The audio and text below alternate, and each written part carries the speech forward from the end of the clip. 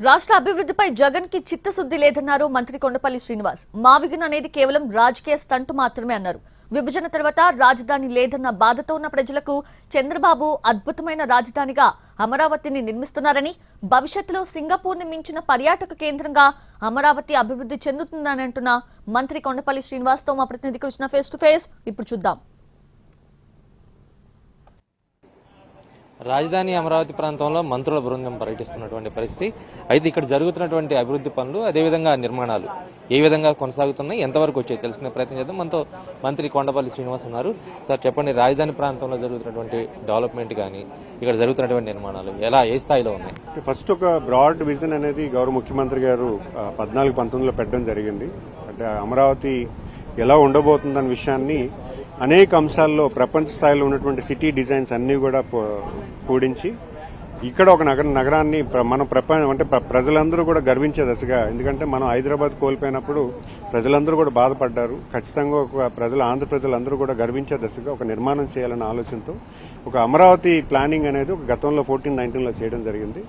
దాన్ని ఈరోజు పూర్తి స్థాయిలో కార్యరూపం చేయడం జరుగుతుంది. ఇటువంటి రోడ్స్ నిర్మాణం అవ్వచ్చు, ఏవైతే క్వార్టర్స్ ఏవైతే ఉన్నాయో, ఇప్పుడు సచివాలయం బిల్డింగ్ కానీ అసెంబ్లీ బిల్డింగ్ కానీ ఆల్రెడీ ఫుటింగ్స్ నుంచి పైకి రావడం జరిగింది.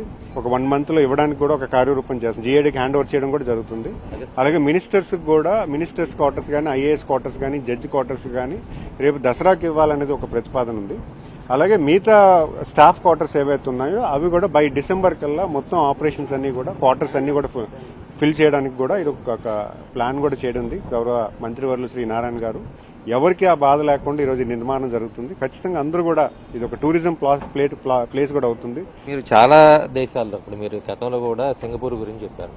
సింగపూర్లో ఉన్నటువంటి ట్రాఫిక్ రూల్స్ కానీ, లేదంటే అక్కడ ఉన్నటువంటి ఇన్ఫ్రాస్ట్రక్చర్ కానీ చాలా విభిన్నంగా ఉంటుంది. ఇక్కడ ఆ స్థాయిలో డెవలప్ చేయడం కుదురుద్ది అంటారా? సాధ్యమయ్యే పనేనా? డెఫినెట్ గా మనం planned city walk to work అనే కాన్సెప్ట్ ప్రధానంగా చేస్తున్నాము. సో దీనికి ఈ నగరానికి కావాల్సినటువంటి roads wide and roads plan చేసుకోవడం జరిగింది. ప్లాన్డ్ డ్రైనేజ్ సిస్టమ్ పెట్టుకోవడం జరిగింది. సింగపూర్ ఏ తరహా అయితే మనం చూసాము దానికన్నా బెటర్ సిచ్యువేషన్ ఈరోజు మనం తీసుకుంటాం. భవిష్యత్ కాలంలో వచ్చేటువంటి పాపులేషన్ బేస్ చేసుకుని ఈ నగరం తాలూకు ప్లానింగ్ అంతా జరిగింది.